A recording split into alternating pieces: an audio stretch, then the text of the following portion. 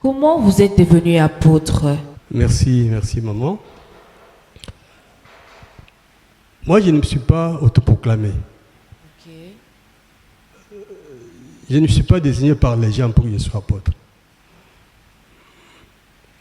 Mais ça, c'est la volonté de l'Éternel. J'ai grandi à l'église catholique.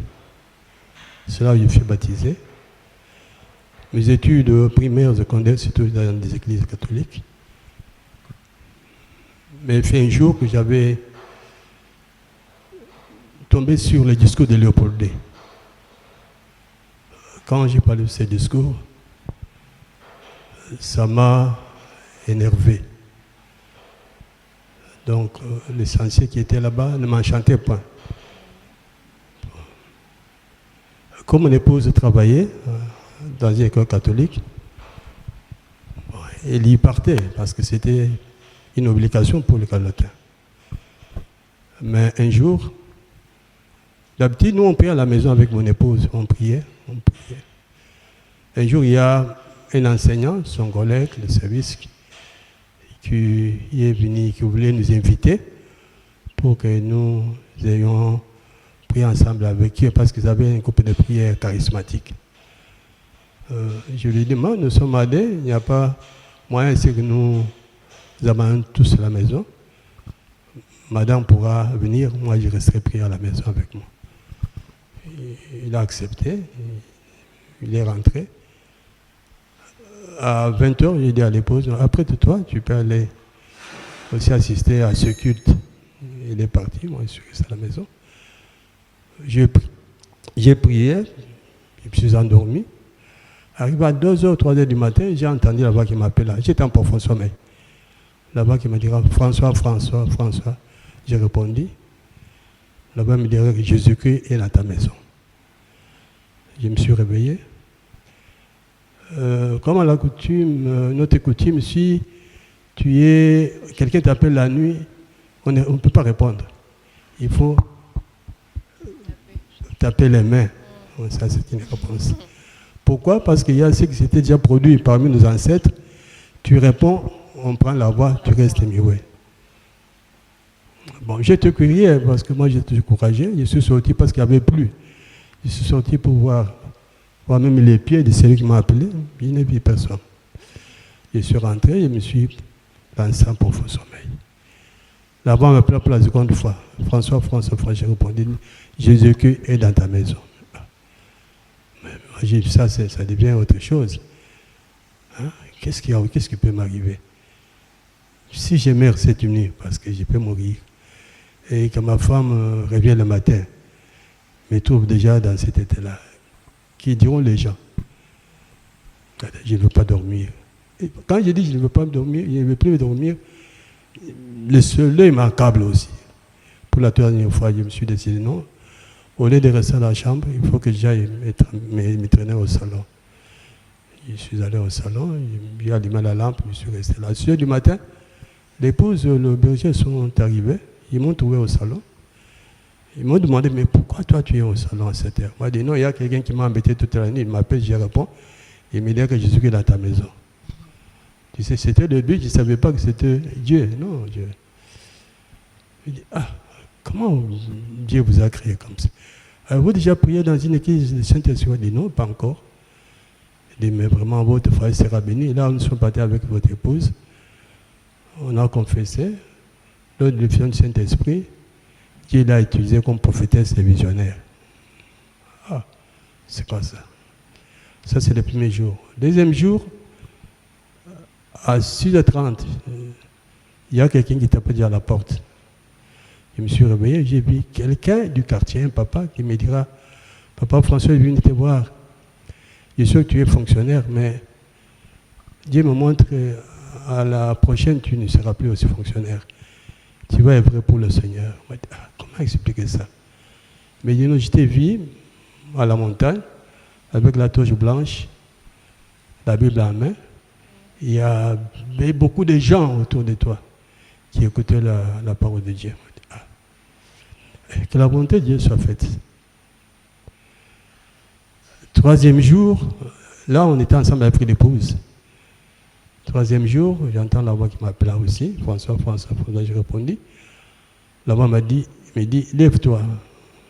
Je me tiens debout. La voix me dira, regarde au devant de toi, qu'est-ce que tu aperçois? Au devant de moi, il y avait 5 chênes, des grands arbres, voilà, de la forêt. La voix me dit, lève la main droite, prie pour le premier arbre. Je lève la main. Quand j'ai pris, j'ai dit, Amen. L'arbre, c'est des racines et s'écroule.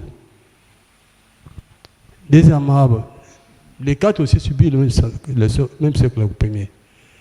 La voix me dit, est-ce que peux-tu apprécier cette démonstration? Oui, j'apprécie. La voix qui me dira, je t'établis apôtre. Mon église, j'avais laissé entre les mains des apôtres, fut empiété par des PD des églises. J'ai donné le pouvoir de cultiver, de déraciner, de cercler, de semer les biens spirituels parmi les hommes, de construire et de proclamer la bonne nouvelle. Je me suis réveillé, j'ai secoué mon épouse, et voilà, cette personne-là est venue aujourd'hui, voilà ce qu'il me dira. Or, le soir, maman avait préparé des foufous avec des poissons. Ça, nous avons mangé. Mais par inadvertance, il y avait une arrêt, tu sais, qui glissait dans les foufous. Comme elle devait prendre l'âge pour le service, c'est la première à manger. Lorsqu'elle a osé manger, l'arrêt s'est arrêtée au niveau de la gorge. Bon.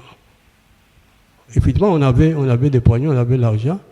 Mais l'argent, le même jour, le soir, j'avais remis ça à son petit frère. Je me dis, j'entends quelqu'un qui crie là au salon. Je la trouve la bouche ouverte. Je me dis, qu'est-ce qui ne va pas? Il ne sait pas parler, il ne sait plus parler. Et il monte ses mains avec les doigts. Puis l'idée m'arrive. Je me dis, mais qu'est-ce que je t'avais dit ce matin? Qu'il y avait quelqu'un qui m'a demandé de prier, lever la messe. Mets-toi à genoux. Et c'est agenouillé. J'ai levé la main, j'ai prié, j'ai prié. Quand j'impose la main sur sa tête, elle vomit, elle descend et l'arrête. Amen. Donc,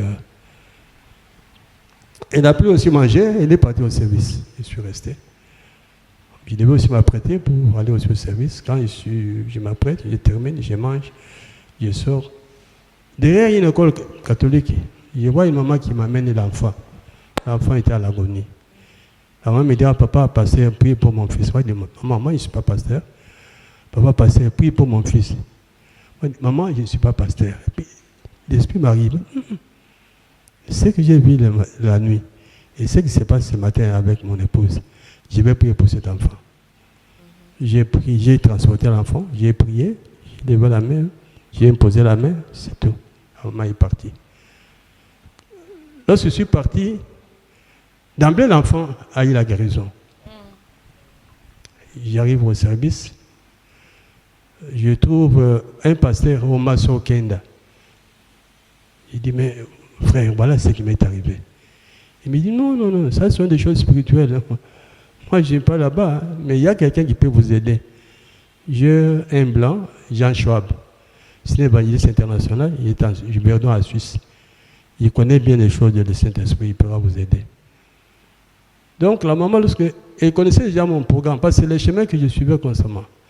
Quand je partais au service, je suivais le même chemin, j'empruntais le même chemin. Quand je rentrais, la maman s'est mise à côté du sentier à Manatanda. Elle m'attendait. Et ça veut dire à 15h30, elle passe. Lorsque je rentrais du service, je vois la maman qui me dit, papa, c'est toi qui tu es mon fils. Voilà, depuis que tu as prié, il est bien portant, je ne suis pas parti au soir. Amen. Dès ce jour-là, j'ai eu maintenant soif de la parole de Dieu. Okay. J'ai eu soif de la parole de Dieu. C'était le 4 avril 1983.